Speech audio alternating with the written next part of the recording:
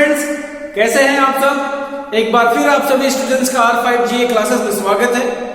आज हम लोग जिस नए टॉपिक पर बात करने वाले हैं वो टॉपिक है बलयोग यानी कि कपल की। इस वीडियो में हम लोग कपल से रिलेटेड सारी चीजें जैसे कपल का मात्रक क्या होता है, कपल राशि कैसी है, कपल की कुछ प्रॉपर्टीज क्या होते हैं और उनको वेरीफाई कैसे करना है, ये सारी चीजें हम लोग देखेंगे। तो आइए चलिए हम लोग वीडियो को स्टार्ट करते हैं। सबसे पहले हम लोग बात करेंगे बलयोग में यानी कपल के डेफिनेशन की कि कपल होता क्या है। जब किसी पिंड पर एक साथ दो असंरेखीय समांतर समान परिमाण के तथा विपरीत बल कार्य करते हैं।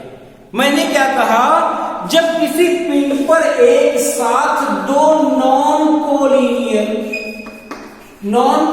मतलब असंरेखीय यानी दोनों की क्रिया रेखाएं एक ही रेखा में स्थित न, दो नॉन कोलिनियर पैरेलल यानी दोनों की क्रिया रेखाएं परस्पर क्या होनी चाहिए, समांतर होनी चाहिए।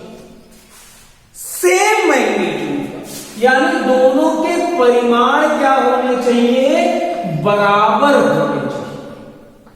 आ गई बात समझ में। और चौथी बात मैंने क्या की, टोटल 4 पॉइंट्स मैंने कहे कि उन दोनों बलों का डायरेक्शन कैसे होना चाहिए, एक दूसरे के अपोजिट होना चाहिए। तो जब किसी पिंड पर एक साथ दो असंरेखीय समांतर सेम परिमाण के समान परिमाण के अपोजिट यानी विलोम बल कार्य कर रहे हों, विपरीत बल कार्य कर रहे हों, तो ऐसे बलों के समूह को हम लोग क्या बोलते हैं, बलयोग बोलते हैं। जब किसी पिंड पर एक साथ दो असंरेखीय नॉन कोलिनियर समांतर सेम परिमाण के और अपोजिट बल कार्य कर रहे हों तो इन बलों के समूह को कपल बोलते हैं, बलयोग बोलते हैं। आगे बात सुनने, जनरली इसको हमको जब दिखाना होता है तो इस तरीके से दिखाते हैं। इन दोनों बलों का परिमाण एक ही होगा, मान लिया वो कितना है, P। दोनों की क्रिया रेखाएं कैसी हैं, समांतर है। दोनों बलों का डायरेक्शन कैसा है, एक दूसरे के अपोजिट है। आगे बात सुनने, और दोनों की क्रिया रेखाएं एक रेखा में स्थित नहीं। किसी भी दो बलों के समूह को कपल होने के लिए ये 4 कंडीशन फॉलो करना पड़ता है। आगे बात सुनने, अब अगर हम लोग बात करें कि बलयुग्म की भुजा क्या है, तो जो दो बल होते हैं इन दोनों बलों के क्रिया रेखा के बीच की लंबवत दूरी को बलयुग्म की भुजा कहते हैं। क्या कहते हैं, बलयुग्म की भुजा। इन बलों को समांतर बल कहते हैं और इन दोनों के बीच की लंबवत दूरी को हम लोग क्या बोलते हैं, बलयुग्म की भुजा बोलते हैं। अच्छा, अब हम लोग बात कर ले इफेक्ट ऑफ कपल कि जब हम किसी पिंड पर बलयुग्म आरोपित करते हैं तो क्या होता है। तो जब भी हम किसी वस्तु पर, जब भी हम किसी पिंड पर एक बलयुग्म आरोपित करते हैं तो ये सदैव और सदैव घूर्णन गति प्रदान करता है। कैसी गति प्रदान करता है, घूर्णन गति प्रदान करता है। एक कपल कभी भी लीनियर मोशन यानी स्थानांतरणीय गति प्रदान नहीं कर सकता, वो सदैव घूर्णन गति प्रदान करता है। आगे बात सुनने, यानी जब भी किसी पिंड पर, जैसे सिंपल सी बात है, आप एग्जांपल जानते होंगे, आप जब किसी बोतल की ढक्कन को खोलते हो, जब आप ताले पे चाबी को लगाकर ताले को खोलते हो, ये कई सारे एग्जांपल हैं। जब आप किसी पिंड पर, किसी चाबी पर, किसी बोतल की ढक्कन पर क्या करते हो, बलयुग्म को आरोपित करते हो। अगर आपने गौर किया होगा तो जब आप किसी बोतल की ढक्कन को या तो बंद करते हो या तो खोलते हो तो 2 बल आरोपित करते हो, एक इस अंगुली के द्वारा और एक इस फिंगर के द्वारा। आगे बात सुनिए, जो लगाए गए बल का डायरेक्शन है वो दोनों अपोजिट होते हैं, दोनों समांतर होते हैं और दोनों एक ही डायरेक्शन, दोनों एक ही क्रिया रेखा में स्थित नहीं होते हैं। और जब भी आप किसी बोतल की ढक्कन पर क्या करते हो, बलयुग्म आरोपित करते हो, तो वो बोतल की ढक्कन या वो चाबी किसी अक्ष के परितः क्या होती है, घूमती है। अच्छा एक बात और, जो घूर्णन अक्ष होती है ना, वो सदैव उन बलों के तल के अभिलंबवत होती है। जैसे अगर मैंने बात कर लिया कि ये जो मैंने कपल की बात की है, ये जो मैंने बलयुग्म बनाया है, ये बलयुग्म किसी वस्तु को इस एक्सिस के अबाउट रोटेट करे। ये जो देख रहे हैं आप लोग ना, ये एक्सिस कैसी है, ये नॉर्मल एक्सिस है इस प्लेन के। आगे बात करेंगे तो जो घूर्णन अक्ष होती है जिसके अबाउट बलयुग्म उस पिंड को रोटेट करता है, वो जनरली क्या होता है, उस अक्ष या उस प्लेन के क्या होता है, नॉर्मल होता है। अब हम लोगों ने बात कर लिया कि कपल होता क्या है, कपल के इफेक्ट क्या होते हैं। अब सिंपल सी बात है, इफेक्ट मैंने क्या बताया, ये क्या है, ये किसी वस्तु को रोटेट करती है, घुमाती है, और बलों के द्वारा घुमाने की प्रवृत्ति को क्या कहते हैं, आघूर्ण कहते हैं। क्या बोलते हैं, मोमेंट बोलते हैं। यानी अगर सिंपल सी बात है, अगर बलयुग्म किसी वस्तु को घुमाने की प्रवृत्ति रखता है तो इसका आघूर्ण कुछ ना कुछ होगा। यानी अब अगर हम लोग बात कर ले मोमेंट ऑफ कपल की, यानी हम लोग किसकी बात कर ले, बलयुग्म के आघूर्ण की बात। तो किसी बलयुग्म का आघूर्ण उन समान बलों में कोई एक बल P इंटू उन दोनों के बीच की लंबवत दूरी, उन दोनों बलों के बीच की लंबवत दूरी, और जिसे हम लोग क्या बोलते हैं, बलयुग्म की भुजा। और ये मान लिया अगर R है तो ये कितना होगा, P इंटू R।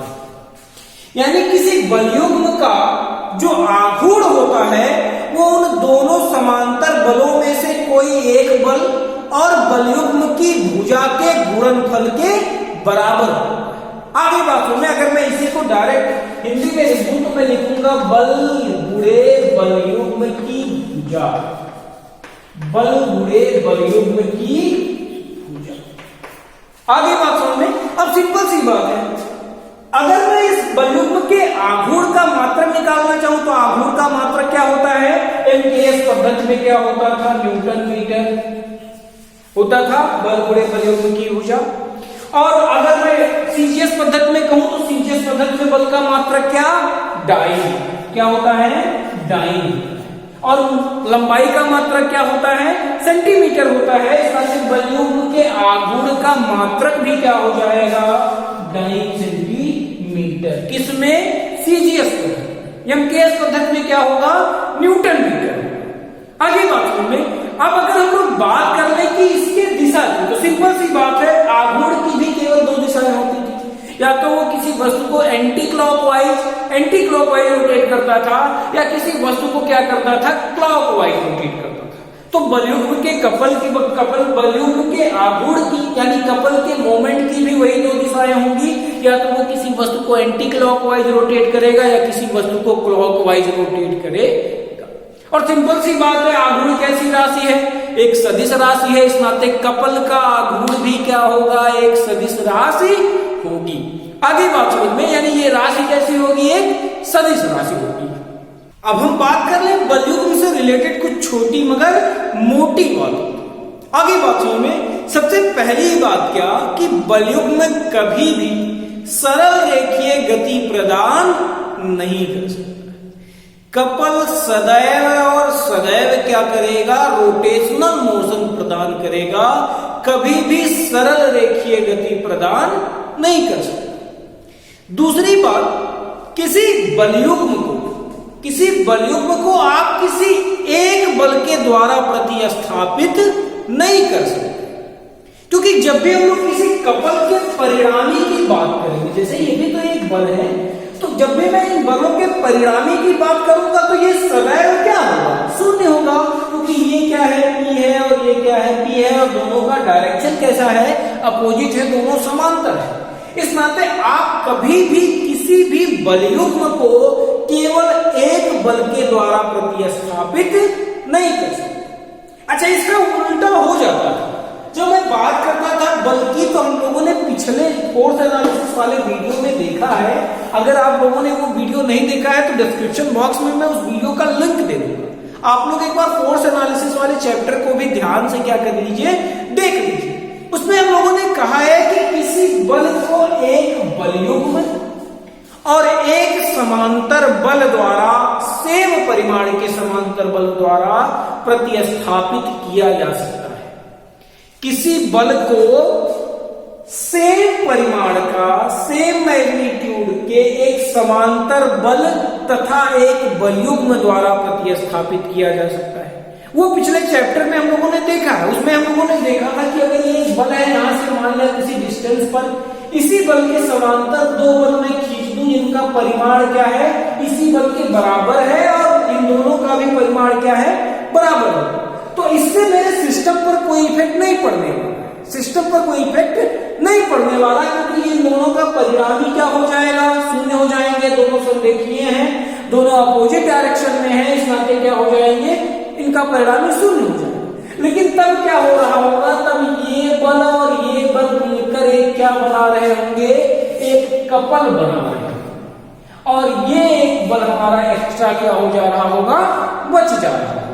यानी हम लोगों ने पिछले चैप्टर में पढ़ा था कि किसी एक बल को एक कपल के द्वारा और एक सेम मैग्नीट्यूड के समांतर बल द्वारा क्या किया जा सकता है, प्रतिस्थापित किया जा सकता है। लेकिन आप कभी भी किसी बलयुग्म को किसी एकल बल द्वारा प्रतिस्थापित नहीं कर सकते। आगे बात में तो आगे हम लोग जो है अब बलयुग्म से रिलेटेड कुछ प्रॉपर्टीज पढ़ेंगे और उनका वेरिफिकेशन कैसे करना है, उनका सत्यापन कैसे करना है, इन चीजों को देखेंगे। तो सबसे पहली प्रॉपर्टी जिस पे हम लोग बात करने वाले हैं वो कहता क्या है, वो कहता है कि किसी भी बलयुग्म के बलों का परिणामी आघूर्ण सदैव बलयुग्म के आघूर्ण के बराबर तथा उसी दिशा में होता है। किसी भी बलयुग्म के बलों का, आप क्या करो, आपको सिद्ध करना है, आप किसी निश्चित बिंदु के परितः किसी बलयुग्म के दोनों बलों का अलग अलग आघूर्ण निकालो और उन अलग अलग आघूर्णों का फिर क्या कर लो, परिणामी आघूर्ण निकाल लो। तो आप लोग देखोगे कि उन बलों का उस बिंदु के सापेक्ष अलग अलग आघूर्णों का परिणामी उस बलयुग्म के आघूर्ण के बराबर होगा जो उन दोनों बलों को मिलाकर बनता है। आगे बात सुनिए, इसके सत्यापन के लिए हम लोग क्या करते हैं, हम लोग एक कपल मान लेते हैं। मान लिया एक कपल है जो P से मिलकर बना है, और मान लिया इनके बीच की भुजा कितनी है, AB। इन दोनों का मैग्नीट्यूड कितना है, P। आगे बात सुनिए, मैं क्या करता हूं, मैं इस बिंदु B के बाहर मान लेता हूं कि एक पॉइंट C। अब हमको क्या करना है, हमको इसी पॉइंट C के अबाउट आघूर्णों के लिए सिद्ध करना है। कौन सी प्रॉपर्टीज, कपल की प्रॉपर्टी, जो कहता है कि आप इस बल का इस बिंदु के सापेक्ष आघूर्ण ले लो, आप इस बल का इस बिंदु के सापेक्ष आघूर्ण ले लो, और इनका परिणामी आघूर्ण इस कपल का आघूर्ण जो होगा उसी के क्या होगा, बराबर। चलो कर लेते हैं। अगर मैं इस बल की बात करूं, इस बल का इस बिंदु C के सापेक्ष आघूर्ण कितना होगा, P × AC। बल गुणे निश्चित बिंदु से बल के क्रिया रेखा की लंबवत दूरी, नॉर्मल डिस्टेंस। आगे बात में तो ये कितना हो गया, P × AC। ये बना कौन सा रहा है, ये मेरा पॉइंट है और ये मेरा बल है। ये कौन सा बना रहा है, क्लॉकवाइज मूवमेंट बना रहा है। आप लोग करके देख सकते हो, ये अगर मेरा एक पॉइंट है, ये मेरा पॉइंट है और ये बल है, ये इस पॉइंट के अबाउट किधर रोटेट करेगा, क्लॉकवाइज डायरेक्शन। अच्छा, अगर मैं इस दूसरे बल की बात करूं तो दूसरा बल कैसा है, दूसरा बल जो है इस बिंदु के सापेक्ष एंटी क्लॉकवाइज, देख रहे हो ना, एंटी क्लॉकवाइज डायरेक्शन में मोमेंट डेवलप करेगा, और इसका मान कितना होगा, P × BC। ये क्लॉकवाइज बना रहा था, ये एंटी क्लॉकवाइज बना रहा था, इन दोनों का परिणामी क्या होगा, हम लोग बड़े वाले में से छोटे वाले को क्या कर देंगे, माइनस कर देंगे। अब बताओ मैं इस AC को क्या लिख सकता हूं, मैं लिख सकता हूं P × AB + BC लिख सकता हूं, और मैं इसको वैसे रहने दूं P × BC।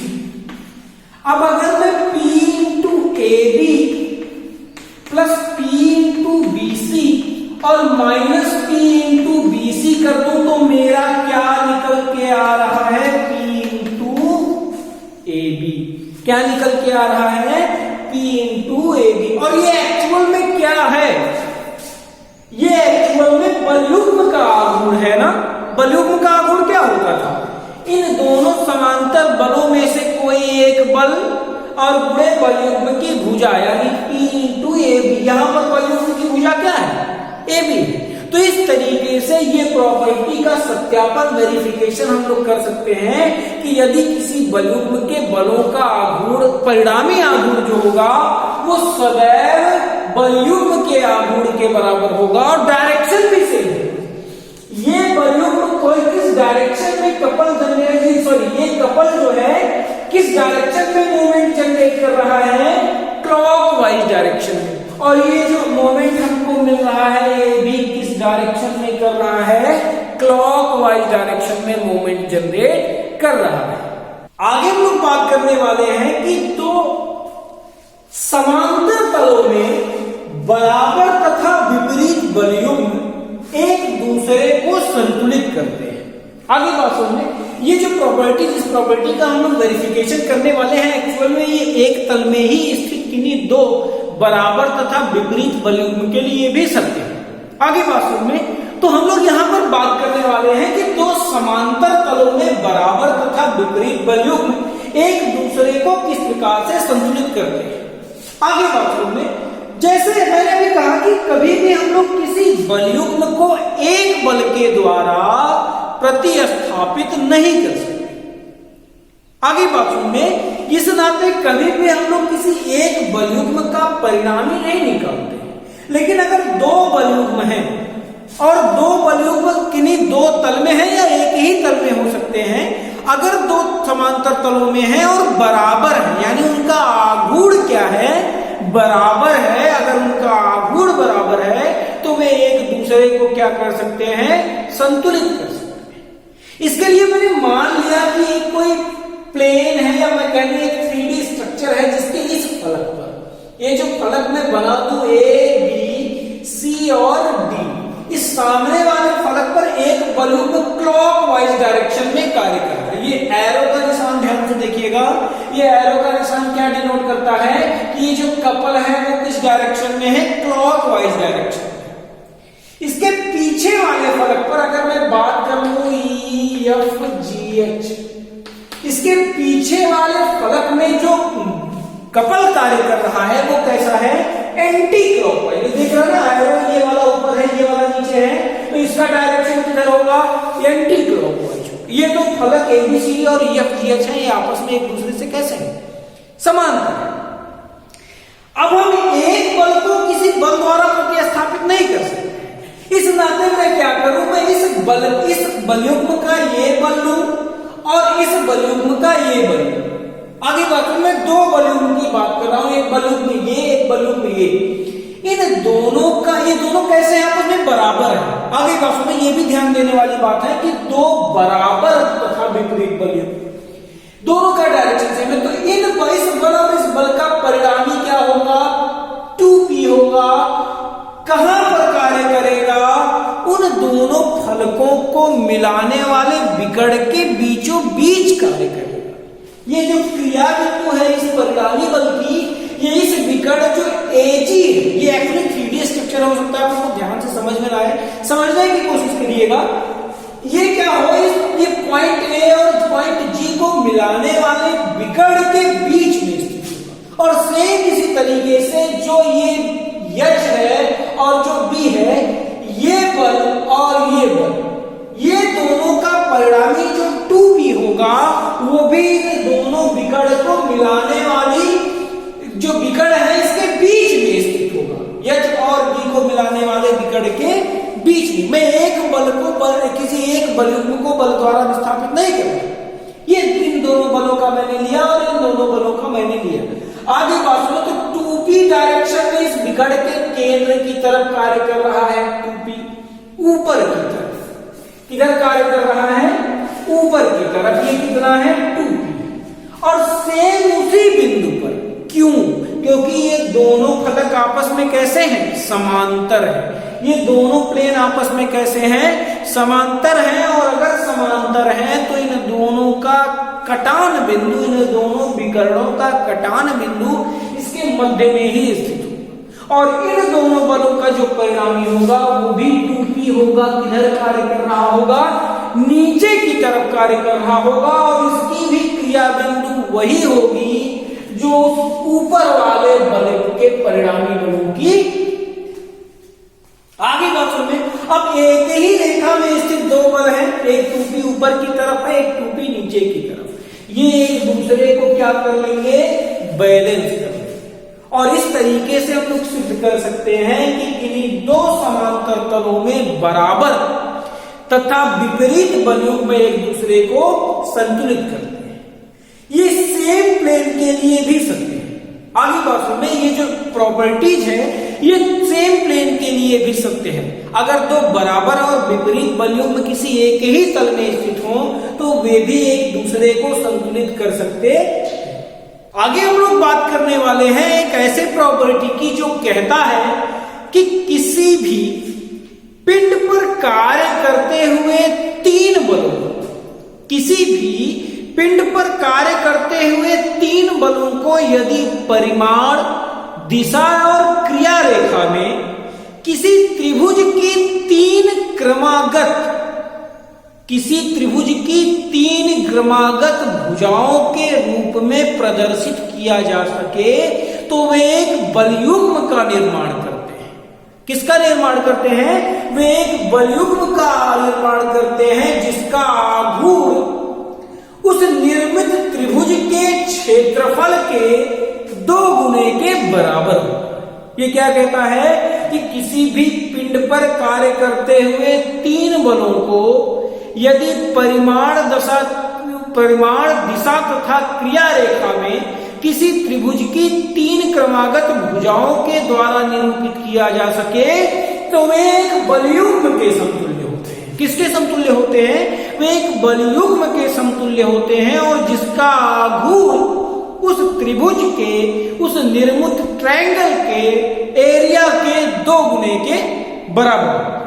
कैसे हम लोग बात कर लेते हैं कि मान लिया किसी पिंड पर एक साथ तीन बल कार्य कर रहे हैं, P, Q और R। मैंने क्या माना? वो तीन बल कौन कौन से हैं? P, Q और R। अगर वो P, Q, R है तो मान लिया ये P है, मान लिया ये Q है और मान लिया ये R है। आगे बात समझ में, तीन बलों को, किसी पिंड पर कार्य कर रहे तीन बलों P, Q, R को परिमाण, दिशा और क्रिया रेखा में मैंने ट्रायंगल ABC की तीन भुजाओं AB, BC और CA के द्वारा क्या कर दिया? निरूपित कर दिया। अब इस प्रॉपर्टीज के सत्यापन के लिए मैं मान लेता हूं कि इसके इस पॉइंट A पर मैं इस भुजा BC के समांतर एक रेखा खींचूं। आगे बात समझ में, और इसी समांतर रेखा पर, इसी क्रिया रेखा पर मैं दो बराबर बल मान लेता हूं Q और Q। ये दोनों एक दूसरे के जस्ट अपोजिट है, दोनों का परिमाण सेम है, इस नाते इस सिस्टम पर कोई भी इफेक्ट पड़ने वाला नहीं। आगे बात समझ में। अच्छा, अब मैं क्या करूं? मैं के शीर्ष से, पॉइंट A के शीर्ष से इस भुजा पर क्या डाल दूं? नॉर्मल डाल दूं, लंब डाल दूं। मान लिया वो कहां पर आके मिलता है? यही। आगे बात समझ में। अच्छा, ये मेरा ड्राइंग जो है वो कंप्लीट हो गया। अब हम लोग देखते हैं, सिंपल सी बात है, हम लोगों ने फोर्स एनालिसिस में एक थियरी पढ़ी थी और अगर आप लोगों ने वो वीडियो ना देखा हो तो डिस्क्रिप्शन बॉक्स में मैं उसका लिंक दे रहा हूं। आप लोग उस फोर्स एनालिसिस चैप्टर को, उस वीडियो को क्या कर सकते हो? देख सकते हो। उस चैप्टर में एक थियरी थी, एक प्रॉपर्टी थी, वो कहता था कि यदि किसी पिंड पर, यदि किसी बिंदु पर कार्य कर रहे तीन बलों, यदि किसी बिंदु पर कार्य कर रहे तीन बलों को परिमाण, दिशा तथा क्रिया रेखा में किसी त्रिभुज की तीन क्रमागत भुजाओं के द्वारा निरूपित किया जा सके तो वे तीनों बल संतुलन की अवस्था में होंगे। वो तीनों बल संतुलन की अवस्था में होंगे और इसी प्रॉपर्टी को, इसी थ्योरम को हम लोगों ने ट्रायंगल थ्योरम का नाम दिया था। आगे बात में उसी को अप्लाई करना है यहां पर। वो कहता था कि किसी बिंदु पर कार्य कर रहे तीन बलों को यदि परिमाण और दिशा में त्रिभुज की तीन क्रमागत भुजाओं के द्वारा निरूपित किया जा सके तो वे तीनों बल साम्य अवस्था में होंगे। अब यहाँ पर तीन बल P, Q और R हैं। ये तीनों बल जो हैं वो तीनों बल किसी त्रिभुज की किसी बिंदु पर कार्य कर रहे तीनों बलों को डिनोट करते हैं। अगर मैं इस पॉइंट A की बात करूं तो इस पॉइंट A पर तीन बल एक साथ कार्य कर रहे हैं। कौन कौन से? यहां से P गया, यहां से Q और यहां से R। मैं केवल दाईं तरफ वाले Q की बात कर रहा हूं। अभी मैं बाईं तरफ वाले Q की बात नहीं कर रहा, मैं केवल दाईं तरफ वाले Q की बात कर रहा हूं। और ये हमको दिख रहा है कि ये तीनों पॉइंट A पर स्थित है। तीन बल हो गए P, Q और R, P, Q और R। ये तीनों एक ही बिंदु पर स्थित है और तीनों बलों को त्रिभुज की तीन क्रमागत भुजाओं के द्वारा निरूपित किया जा सकता है। ये प्रॉपर्टी में पहले से कंडीशन दे दी गई है। अगर ऐसा है तो त्रिभुज नियम से P, Q और R ये तीनों बलों का परिणामी कितना हो जाएगा? शून्य हो जाएगा, क्योंकि ये संतुलन की अवस्था में हो जाएंगे। ये P, Q और R ऐसा प्रतीत होगा कि जैसे कोई बल कार्य कर ही ना रहा। आगे बात सुने तो क्या बचा? अब एक Q बल ये बचा जो पॉइंट A पर कार्य कर रहा है और जिसकी दिशा हमारे बाईं तरफ है, और एक बल Q कार्य कर रहा है भुजा BC पर जिसकी दिशा क्या है? दाईं तरफ है। आगे बात सुनिए, इन दोनों क्रिया रेखाएं आपस में समांतर है। भुजा BC पर भी Q परिमाण का बल कार्य कर रहा है और ये जो समांतर भुजा बिंदु A से होकर जा रही है इस पर भी Q परिमाण का ही बल कार्य कर रहा है। दोनों एक दूसरे के समांतर हैं, दोनों का परिमाण समान है, दोनों एक असंरेखीय हैं और दोनों एक दूसरे के जस्ट अपोजिट है। और ये प्रॉपर्टी किसकी है?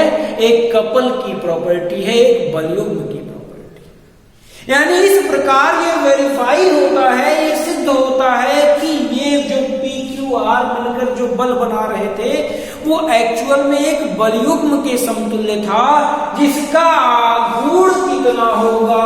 Q into AN। यहां पर बलयुग्म की भुजा कितनी होगी? Q into AN। ये क्या है बलयुग्म का? Q किसको डिनोट कर रहा है? भुजा BC को डिनोट कर रहा है। मैं इसको क्या लिख दूं? BC into AN। मैं क्या कर दूं? मैं 2 से मल्टीप्लाई कर दूं और 2 से डिवाइड कर दूं, कोई इफेक्ट पड़ने वाला नहीं है। और बचा कितना? BC गुणे। अगर मैं इस हाफ BC गुणे AN को एक साथ ले लूं तो ये क्या है?